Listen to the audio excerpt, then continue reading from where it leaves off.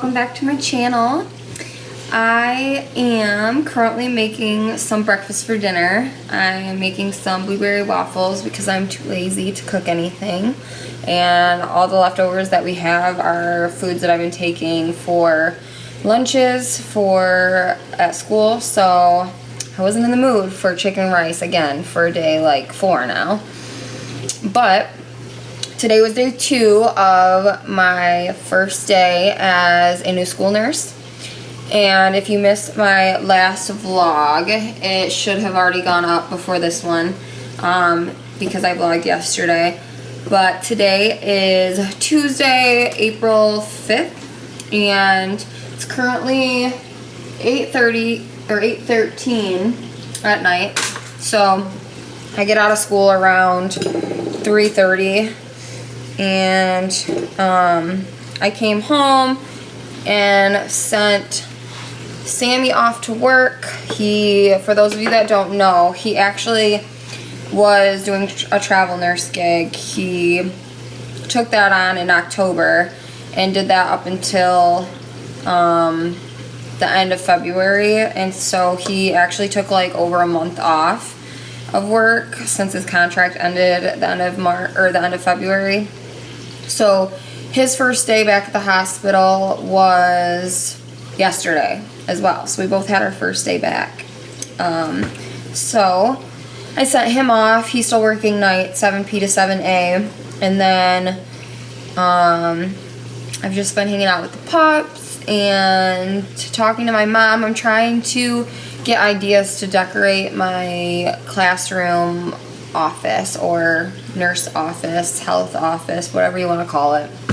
So trying to get ideas for that because I don't really know what kind of vibe I'm going for since I'm teaching young kids. If you missed my last video, I'm teaching the lower elementary school, so it is preschool through 2nd grade. So I am debating doing like an animal theme but I kind of want to like have it nurse related a little bit. And then I've thought about doing just colorful, basically. It's kind of difficult because my room is a mess right now. It's basically a storage closet, so I don't even know if I'll be staying in this room. Also, it's like the end of the year, so I don't want to move a ton of stuff in and then have to move it all back just to remove it in like a couple of months when the next school year starts. But I don't want it to be empty for the next 2 months either. So I don't know. I'm still trying to figure out exactly what I want to do, but I will keep you guys updated when I decide. But I wanted to start this vlog because I was going to film why I left bedside nursing, give you kind of a background of my whole nursing journey up until this point, and just kind of fill you in more on this job a little bit, even though there's not much to fill you in on yet. But yeah, so I'm gonna move over to the couch so I can eat and talk to you guys. Okay, so this is actually the finished product of my waffles. Now, like, you guys have never seen waffles and strawberries before, but it looks pretty delicious. So basically a little bit of background before I dive into why I left bedside nursing. A little bit of background. So I graduated nursing school in the middle of the pandemic, and that was in 2020. So I graduated December of 2020, and I started a new job right away without any downtime. Basically, I graduated in December, started my new job in January. And I started at like our local hospital that's, you know, the closest to us. And I got accepted into the medical ICU, working 7 p.m. to 7 a.m. So 12-hour night shifts. So I would work full time, which is 3 days a week if you don't know, as a bedside nurse. And so a lot of people think that the hours are super great because you only work 3 12s and then, you know, you have a bunch of days off. But it takes its toll working night shift. And maybe the hours wouldn't have been so bad if I would have been on days, but night shift was really hard. This switching over to day shift now has been like, now I'm struggling, and now I'm like, oh my gosh, can I do day shift? But it's day 2 of my new job, so we'll make slow, steady progress. Where I work, it's considered medical ICU, but it's actually acuity adaptable is what they call it, which means that we are like a step-down unit and an ICU unit. So we have patients on our floor that are on ventilators, that are getting on like life supportive machine measures. But then we also have patients that are step down patients, which means that they're not on any like life-saving support measures, but they are not doing too hot, and they could basically flip either way to like, they could switch to where they were on life-saving measures, or they could switch to the med surge point to where they are getting better and they'll shortly be able to go home. So like it could go either way with them. It's like an in-between point. And so it was, as a new nurse, they start you out as a step-down nurse. So I was taking those in-between patients, and because my floor is a lot of patients that are the life-saving measure machine support type patients, and I wasn't trained in that yet, they would float me all over the hospital all the time. So I had really bad anxiety going in to work all the time because I always came in not knowing where I was going to be. And it was just hard because we have a lot of people that quit when I started on my own. So it was like I would get floated to another floor and be working with all these nurses that are travel nurses. And so they would, not know our policies or know what they're doing enough to be able to ask them questions. And so I was so new. I had no one to go to for help, for any questions. We were so short-staffed all the time, so we were taking unsafe patient assignments. And this is everywhere, you guys. I know, like, you've seen it all over social media if you follow or if you know any nurses or anyone that works in a hospital right now, respiratory therapists. Shout out to you guys. You guys are amazing. My techs, my CNAs, you guys are awesome. We're short-staffed all across the board. So we're running into like zero to minimal help, and especially getting floated to a different floor where you don't feel comfortable asking questions to people because you don't know them. It's really, really, really intimidating, and it's also scary because as a brand new nurse, you need to ask questions because we don't know what we're doing. We're still learning. And they teach us that all throughout the residency. They tell us, you have to ask questions. It's more scary for you not to ask questions because if you think you know what you're doing when you actually don't, or you're too afraid to ask the question when you don't know what you're doing, you're going to most likely not do it the proper way, never learn the accurate way, and it could cost somebody their life. It's just not safe. So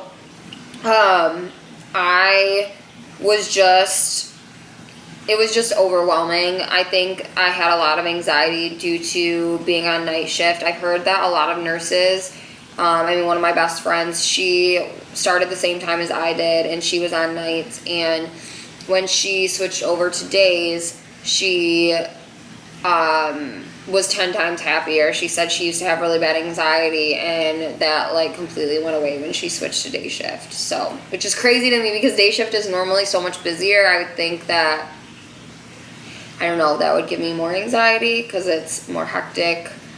But I don't know. She said that it was a total game changer for her. And so maybe switching to days would have been helpful, but I also think not knowing where I was going to end up also made it that much harder. And I truly loved working with the people that I worked with on my unit. Everyone was so nice. Even on other units, the travelers were all great too. A lot of them helped me learn a lot of stuff that I didn't know. So they are really resourceful. once I got to know them, if I floated to that unit enough. But I loved learning there, and it was such a great experience for me, and I am going back there in the summer, for those of you that did not watch my last video. But my dream going out of nursing school was to work with kids, and it's super hard to get into a pediatric unit right out of school, especially where I live. We live in a really small town, and there are a lot of hospitals near us, but like the hospital that I was working at and will work at again this summer, they don't even, we have a pediatric unit, we have one, but we don't ever get patients, so they usually just get floated to a different unit. And so there's not really a lot of options near us, but that's why I chose ICU in the first place, because I really wanted to learn as much as I could. And usually with ICU experience, like, you can't go any higher, so it's easier to get a job in the field that you want. But honestly, you guys, after going through in the middle of a pandemic and just dealing with all of that, it was really, really, really hard mentally. And just seeing everything that I saw, and being in the step-down role, I took care of a ton of comfort care patients, which means that, the families decided to basically, like, keep their loved one comfortable until they pass, because they realize that the outcome just isn't well for them. And so that was really, really hard. I grew to love my patients, and then having to go through all of that, it was just, I would be fine in the work field. I wouldn't even realize, like, how traumatic it was. I would be there, like, doing my job and not even thinking about it. Because I would be so busy. You're just in the moment, and then I come home and I'm, like, replay everything that happened at work in my head, and just realize how messed up it was. And yeah, so anyways, I started applying for jobs in when was it, in January? Yeah, in January, and it's currently April. So I started applying for jobs in January. I really thought that I wanted to go towards, like, the Botox nursing route, just because I'm like, I don't want to lose a ton of money switching nursing career fields, and that is what is super hard about nursing. It's like there's so many different options to do in nursing, don't get me wrong, but most of the reason nurses stay in Bedside, even if they're miserable, is because of the pay cut. A lot of people have families. I don't personally have a family yet, but I want to eventually have a family, and I also just thinking about working holidays, working nights, and 12-hour shifts, and all of that with kids. It just made me sick. Like, I've said from the beginning, when I graduated nursing school, I told Sammy, my boyfriend, that, because he is also a nurse, that I don't want to live this life forever, and, like, I hope that he doesn't want to either, that he can find something to where he doesn't have to work holidays, because I grew up with my family loving holidays, especially Christmas, and, like, this year when I worked on Christmas, it was so hard to leave and, like, go to them and give them hugs and everything, and say, see them, like, watching them have dinner and not be able to sit down and eat with them because I had to leave to go to work. So that was a lot harder than I thought it was going to be. I didn't think it would bother me that much, but it was pretty hard, and I don't even have kids yet, so when I have children, I want to be there and not miss a single moment, obviously we don't all have to work, but I wish I could be a stay-at-home mom. Actually, no, because I would probably go crazy, but I just want a a little bit of normalcy, you know? And so it's hard. Anyways, like I'm trying to explain how with nurses there's so many opportunities, but it's also so difficult to find that like happy medium between a job with you know, where you can be able to support and provide enough for your family, especially going from making bedside nursing salary. So I started applying to jobs in January, like I said. I applied got really interested in Botox nursing, looking up all the ins and outs of that. And I was not getting, I tried everything, you guys. I was researching all the places near me. Like I said, I'm from a small town, so like I was willing to drive. I reached out to tons of different places that offered Botox, and would email them asking if they were hiring and send them my resume. I reached out to people through DM on Instagram, which so out of the norm for me, but I was watching YouTube videos actually about how to get into the nurse or the Botox field as a nurse, because usually as a nurse you have to work under a nurse practitioner's license no matter where you work, what state you're in. So a lot of the times they don't want to hire a nurse because they'd rather hire a nurse practitioner to where, you know, they can just work themselves and not have to work under anybody.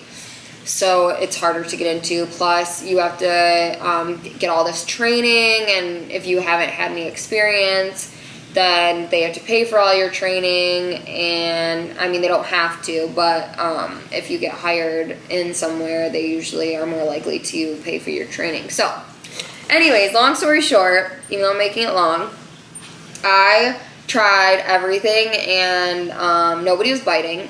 And I saw all over Facebook that the school I graduated from was hiring a school nurse. And I kind of like brushed by it or whatever. And then my sister texted it to me and was like, oh my gosh, you're like looking for jobs, you love kids, this would be right up your alley. I've been babysitting since I was like 11 years old, and my family's always joked around that I just have like a special bond with kids, always, something like that. And I was a nanny actually right before nursing school for a couple of years for 3 kids. And I've just always loved and wanted to work with kids. And so my sister's like, you should apply. And I was like, no, like, I don't think that I could handle that big of a pay cut. Like, there's no way that it would be able to match what I'm doing.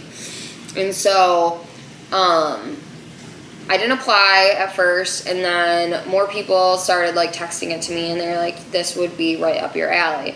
So I was like, you know what, I'm just going to apply just for the heck of it.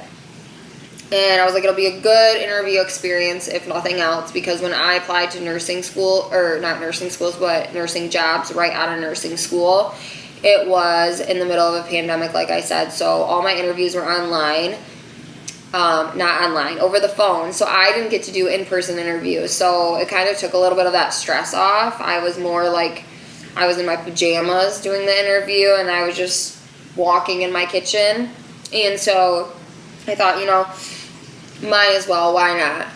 And everything happens for a reason, you guys. I have believed in that my whole life. My best friend makes fun of me because that's like been my quote for years, and I still love it because I truly believe that full-heartedly.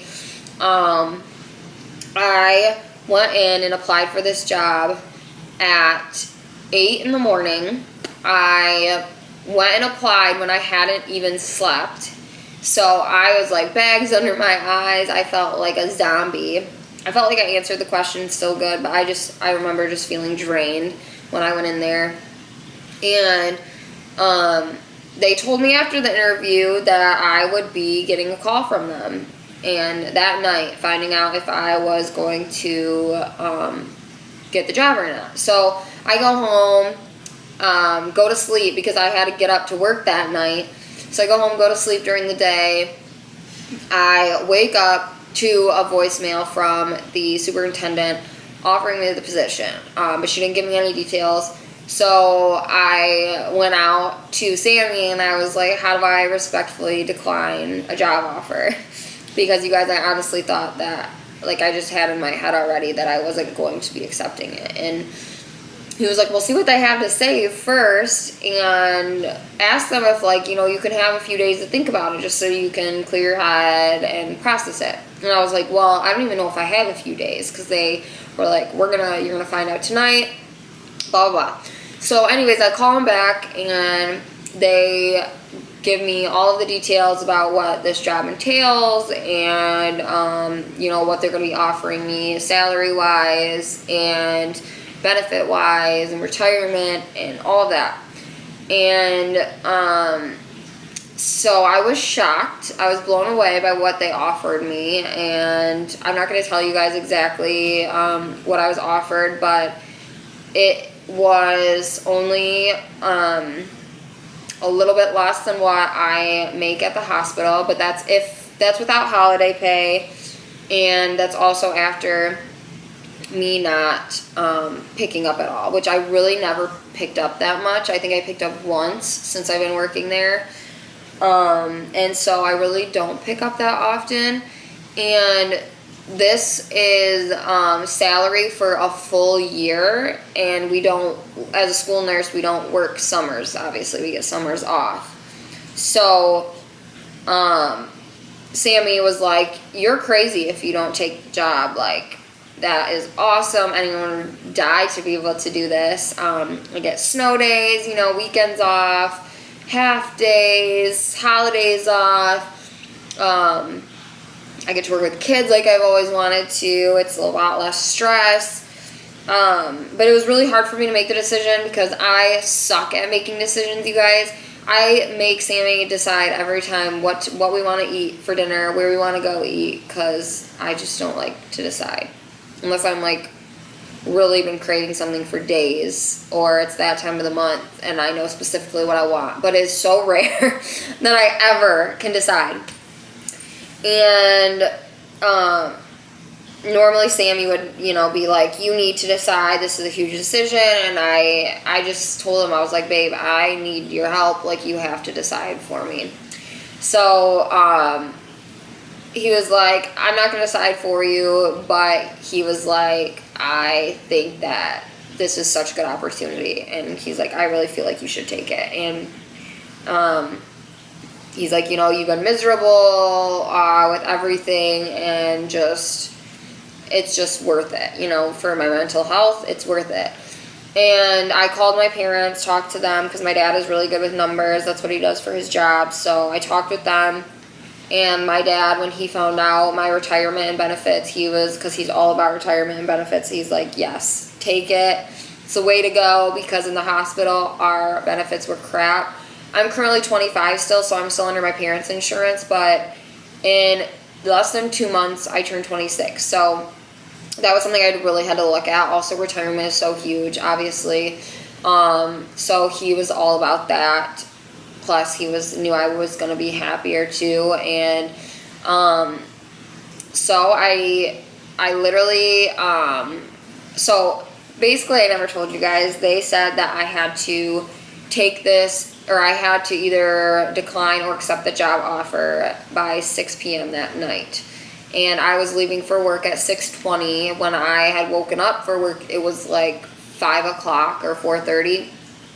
So I had very limited time from the time they offered me the job to actually be able to even think about it. I had hardly any time to think about it. And that's why I think I was struggling so hard with making a decision.